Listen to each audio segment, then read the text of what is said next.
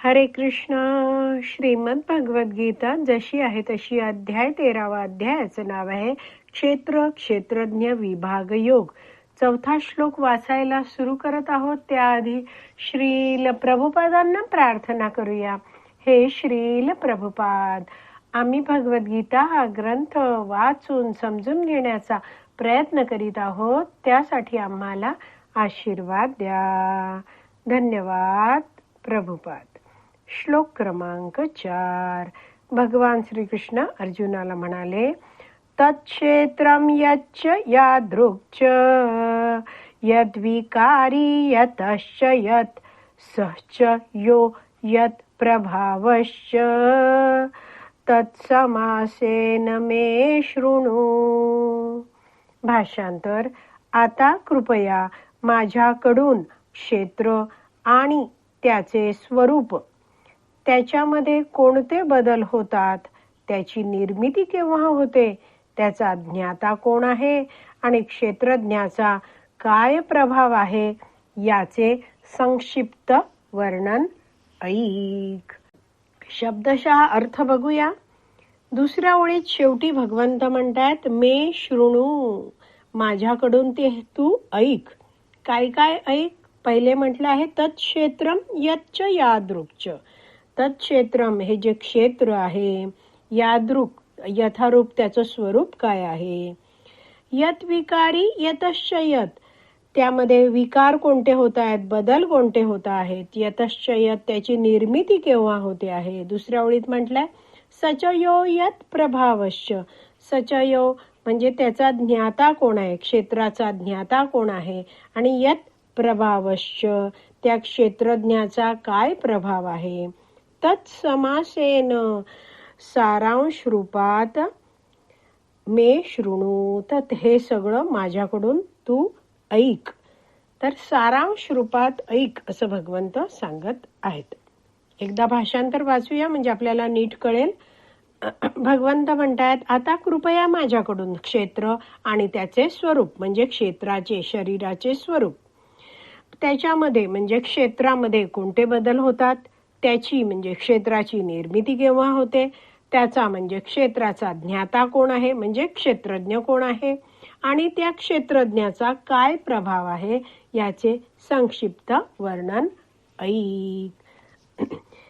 गीताभूषण टीका आहे, त्यामध्ये श्रील बलदेव विद्याभूषण लिहितात की आधीच्या श्लोकामध्ये क्षेत्र आणि क्षेत्रज्ञांची व्याख्या भगवान श्रीकृष्णांनी दिली. तर अर्जुनाने जे पहिल्या श्लोकात प्रश्न विचारले होते त्याचे दुसऱ्या श्लोकापासून भगवंत उत्तर देत पुढे चालले आहेत.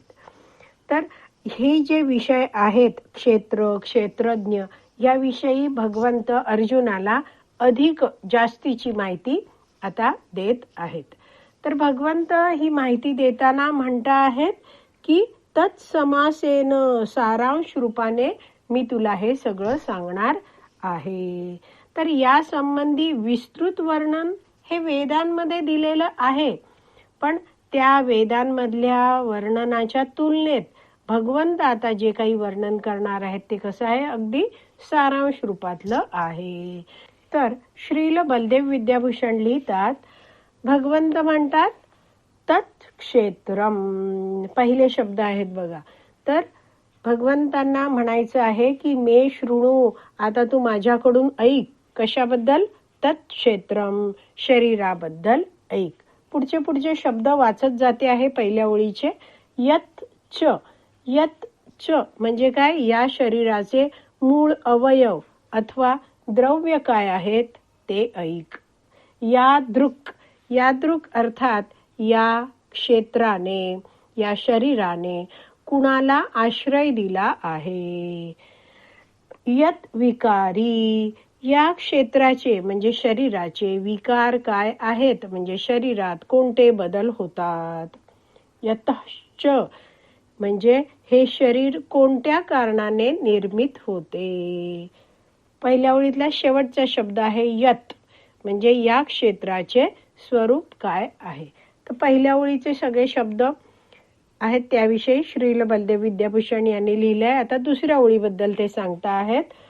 स म्हणजे जीव आणि च म्हणजे भगवान श्रीकृष्ण, म्हणजे च म्हणजे आहे सुद्धा, भगवान श्रीकृष्ण सुद्धा. यत प्रभाव म्हणजे ते जे दोन क्षेत्रज्ञ आहेत, जीव आणि भगवंत, त्या क्षेत्रज्ञांचे स्वरूप आणि त्यांची शक्ती, त्यांचा प्रभाव त्या शरीरावर, त्या क्षेत्रावर काय आहे. आणि मग भगवंत म्हणतात मे शृणु, हे माझ्याकडून जाण. तत्समासेन, हे तुला मी सारांश रूपात सांगतो आहे, तू माझ्याकडून हे सगळं जाणून घे. तर अशा प्रकारे श्रील बलदेव विद्याभूषण यांनी या 4थ्या श्लोकावर लिहिलेली जी गीताभूषण टीका आहे ते वर्णन आपलं वाचून झालं आहे. आज आपली विराम द्यायची वेळ झाली आहे. आज आपण इथेच विराम देऊया. श्रीमद भगवद्गीता की जय. श्रील प्रभुपाद की जय. हरी बोल.